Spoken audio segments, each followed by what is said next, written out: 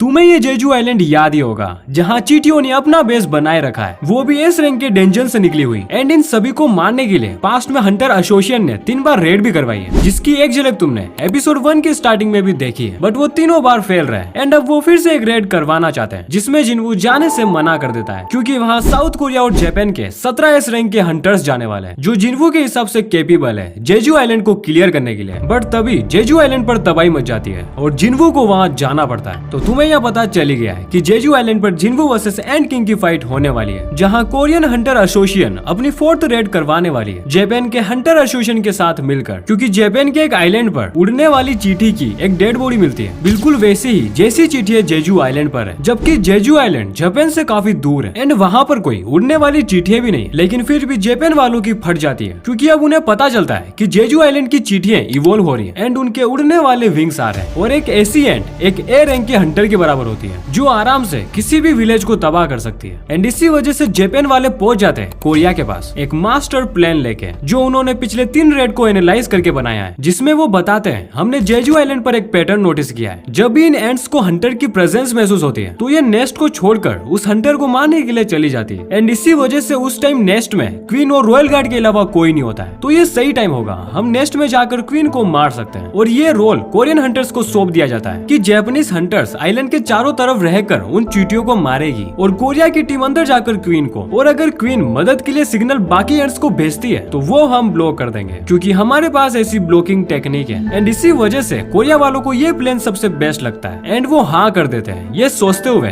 कि वो इस बार जेजू आइलैंड को क्लियर कर देंगे, क्योंकि जापान के टीम में होते 12 एस रैंक के हंटर जो कोरिया के एस रैंक हंटर से ज्यादा पावरफुल थे, बस इन तीनों को छोड़कर। एंड इन तीनों से भी ज्यादा पावरफुल जापान की टीम में एक बंदा था, उनका गिल्ड लीडर गोतो रुइजी, जो इस रेड के बाद एक नेशनल लेवल हंटर बनने वाला था। एंड एक नेशनल लेवल का हंटर चलती फिरती आफत से कम नहीं है, जिसका अगर दिमाग सटका तो वो किसी भी कंट्री को तबाह कर सकता है। एंड आज तक मानवा में सिर्फ 4 ही नेशनल लेवल के हंटर दिखाए गए, यूएस से थॉमस आंद्रे, चाइना से लुही जिंगेंग एंड फिर यूएस से चेरिस्टोफर रेड। एंड इसके बाद आता है हमारे इंडिया की शान अमिताभ बच्चन, मेरा मतलब सिद्धार्थ बच्चन, जिसके सिर्फ नाम के अलावा मानवा में कुछ भी नहीं है। एंड हाँ, यहाँ पर मैं जिन्वो को मेंशन नहीं करूंगा क्योंकि वो बियॉन्ड द लिमिट्स है। तो जापान और कोरिया के हंटर्स अपने प्लान के हिसाब से वर्क करते हैं। तो जापान के हंटर्स 4 टीम में बढ़ जाते हैं और जेजू आइलैंड के चारों कोनों पर उतर जाते हैं और अपने प्रेजेंस को बढ़ा लेते हैं अपने प्लान के हिसाब से, जिस वजह से वो सारे एंड्स अपने नेस्ट को छोड़कर उनकी तरफ जाने लगती है, जिन्हें वो हंटर्स काफी आसानी से मार रहे थे। एंड अब टाइम आता है कोरिया के हंटर्स का नेस्ट में उतरने का, जिनके साथ एक कैमरामैन भी था, क्योंकि कोरियन गवर्नमेंट इस रेड को लाइव लोगों को दिखाना चाहती थी, जिस वजह से वो एक कैमरामैन को उनके साथ भेजती है जो सारी चीजों को फिल्माएगा। बस इस लाइव स्ट्रीम में 10 मिनट का डिले है, क्योंकि कोरियन गवर्नमेंट को लगता है इस बार अगर ये रेड फेल हुई तो हमारी काफी बेइज्जती होगी, जिस वजह से वो 10 मिनट का डिले रखती है। अगर कोई गड़बड़ हुई तो वो लाइव स्ट्रीम को बंद कर देंगे और कहेंगे कि कोई इशू हो गया है। एंड जो बाकी हंटर्स थे कोरिया के ए रैंक से नीचे के, उन्हें कोरिया के अलग अलग जगह डिप्लॉय कर दिया गया, और जो ए रैंक के हंटर्स थे वो जेजू आइलैंड के आसपास बैटलशिप में डिप्लॉय थे,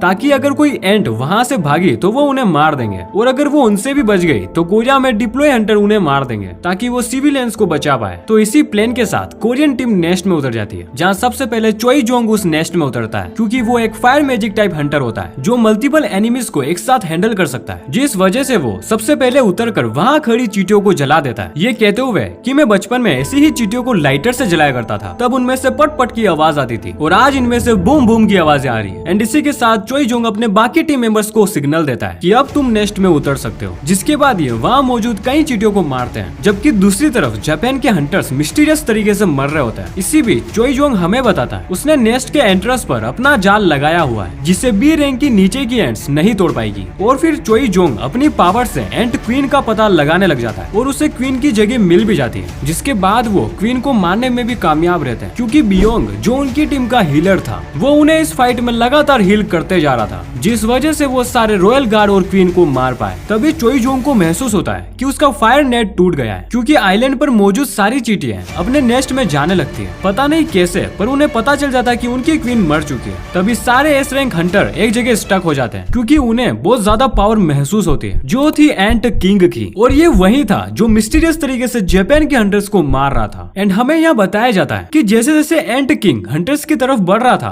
तो उनके दिल में मौत का डर पैदा हो रहा था। एंड साथ ही चाई अपने घुटनों पर आ जाती है क्योंकि वो बर्दाश्त नहीं कर पा रही थी इस चींटी की पावर। ये देखकर मादोंग कहते हैं कि हमें इसे जल्दी से जल्दी मारना होगा, लेकिन तब तक वो चींटी मादोंग के पास पहुंच जाती है और सारे हंटर के पास से गुजरते हुए अपनी मरी हुई क्वीन के पास जाता है। एंड जब एंट किंग उन सारे हंटर के पास से गुजर रहा था तो वो बिल्कुल भी हिल नहीं पाए क्योंकि उसकी प्रेजेंस ही ऐसी थी। और अपनी मरी हुई क्वीन के पास पहुंचकर वो और ज्यादा गुस्सा हो जाता है, जिसके बाद क्या वो उन सभी को काफी बुरी तरीके से मारता है। यहाँ तक कि चाई सिर्फ उसके एक पंच में इतना घायल हो जाती है कि वो दोबारा नहीं उठ पाती है, जो देखकर मादोंग गुस्सा हो जाते हैं और चिल्लाकर चाई की तरफ जाने लगते हैं। लेकिन उनके पीछे एंट किंग आ जाता है, जो देखकर मादोंग अपनी शील्ड उसके सामने करते हैं। फिर तभी एंट किंग अपने एक ही पंच से मादोंग की शील्ड के साथ उसका हाथ तोड़ देता है। एंड बियांगू जो एक एस रैंक का हीलर था वो अपने कैमोफ्लेज मूव का इस्तेमाल कर रहा था छुपने के लिए, ताकि वो छुपकर अपने बाकी टीम मेंबर्स को हील कर सके और मरने से बचा पाए। लेकिन एंट किंग उसके कैमोफ्लेज मोड में भी उसे ढूंढ लेता है, जिसके बाद क्या वो उसे डोनट गैंग में एडमिशन दिला देता है, जो देखकर योनहो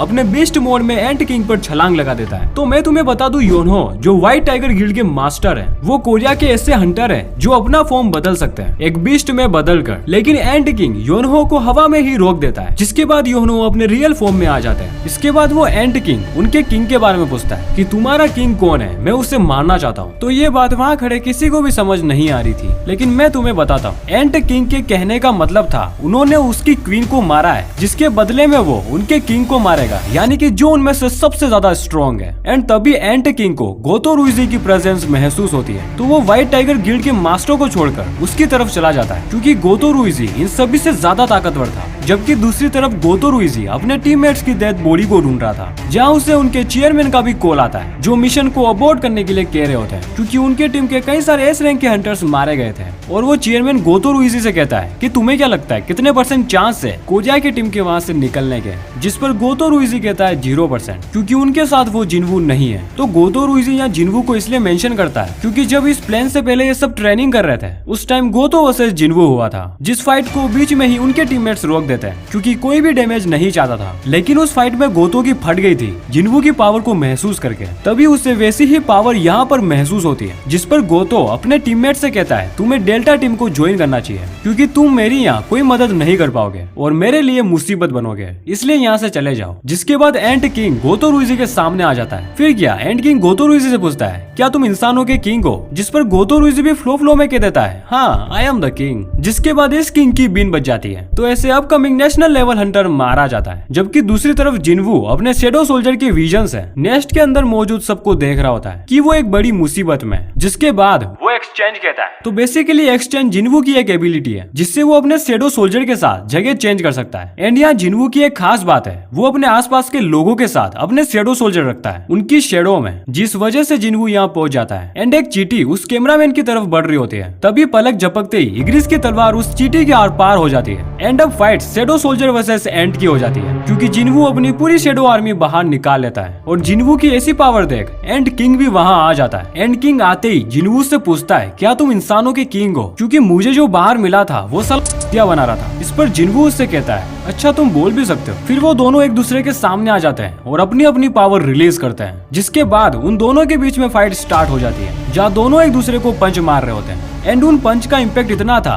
कि बाकी हंटर्स कहने लगे ये एस रैंक से काफी आगे। तभी इन दोनों के पंचेस की वजह से वहाँ चारों ओर धुआं उठ जाता है। एंड धुआं हटने के बाद एंट किंग वही खड़ा रहता है, लेकिन जिन्वू थोड़ा दूर धुएं में होता है, जिस पर वो एंट किंग कहता है ये भी कमजोर है। लेकिन धुआं हटते ही जिन्वू अपने पैरों पर खड़ा होता है और मुंह से खून थूककर उस एंट किंग को पहनने लगता है, जो देखकर वहाँ खड़े हंटर्स का मुंह खुला का खुला रह जाता है। मोदोंग बाकी हंटर्स से पूछता है क्या सच में जिन्वू मैजिक टाइप का है, ये तो मुझे कॉम्बैट टाइप का लग रहा है, क्योंकि मैजिक टाइप के पंचेस इतने पावरफुल नहीं होते हैं। एंड इन्हीं पंचेस से जिन्वू उस एंट किंग का बाहरी शेल तोड़ देता है, जो देखकर वो एंट किंग अपने मुंह से कुछ निकालता है, जिससे जिन्वू के फेस पर कट पड़ जाता है। एंड वो कोई नॉर्मल कट नहीं था, वो इस आइलैंड के सबसे जहरीले जीव कॉर्न स्नेल का पॉइजन था, जिसे एंट किंग ने यहाँ आने से पहले कंज्यूम किया था। लेकिन फिर भी जिन्वू को इससे कोई फर्क नहीं पड़ता है, क्योंकि उसका सिस्टम इसे एलिमिनेट कर देता है। एंड यही इस सिस्टम का सबसे बड़ा बेनिफिट है, वो जिन्वू के शरीर में किसी भी पॉइजन को एलिमिनेट कर सकता है, यहाँ तक ड्रिंक्स को भी, जिस वजह से वो एंट किंग चौंक जाता है कि इसे कुछ हुआ क्यों नहीं। एंड वो अपने बाकी एंट्स को बुला लेता है, जिस पर जिन्वू भी टस्क को बाहर निकालता है। एंड अब ये टस्क कौन है है मैं वो तुम्हें नेक्स्ट वीडियो में बता दूंगा। जिन्वो टस्क से कहता है तुम्हें इन सारी चीटियों को जलाना है, याद रखना इंसानों को नहीं जलाना है, नहीं तो मैं दोबारा नहीं बुलाऊंगा। ये सुनते ही टस्क अपना जादू बिखेरता है और उन सारी चीटियों को जला देता है, जिस पर ये एंड किंग फिर से चौंक जाता है कि आखिर एक इंसान मुझसे ज्यादा पावरफुल कैसे हो सकता है। मैं इन सभी से ज्यादा सुपीरियर हूँ, मेरा जन्म ही एक अल्टीमेट सोल्जर की तरह हुआ था ताकि मैं यहाँ से इन चीटियों को कहीं और ले जा पाऊँ, क्योंकि इस आइलैंड पर रिसोर्सेज की कमी थी, जिस वजह से उस क्वीन ने इस अल्टीमेट सोल्जर को चुना था अभी कुछ हफ्तों पहले। एंड इसी वजह से जापान वालों को इस एंड किंग के बारे में पता नहीं था, वो तो सिर्फ कोरिया के एस रैंक हंटर्स खत्म करना चाहते थे। एंड इसी वजह से सबसे मुश्किल टास्क जापान वालों ने कोरिया वालों को दिया। बट यहाँ पर तो आउट ऑफ द बॉक्स वाला क्वेश्चन आ गया, क्योंकि वो पिछले 3 सालों के पेपर पढ़ के आए थे, जिस वजह से उनकी लग गई। एंड अपनी चीटियों को ऐसे जलता देख वो एंड किंग वहाँ से भागने की कोशिश करता है, अगर मैं यहाँ से नहीं भागा तो मारा जाऊंगा। एंड वो बियोंगो की एबिलिटी का इस्तेमाल करता है, क्योंकि इसने अभी उसे थोड़ी देर पहले डोनट बनाया था, जिस वजह से बियोंगो की एबिलिटी इसके पास होती है। बट जिन्वो उसे भागने नहीं देता है और उसे वहीं मार देता है। इसके बाद वो उसे अराइज करता है और एंड किंग का नाम बेरू रखता है, और बेरू को सबसे पहला काम दिया जाता है जेजू आइलैंड से भागी हुई चीटियों को मारने का। तो ऐसे लोगों का सबसे चहीता बेरू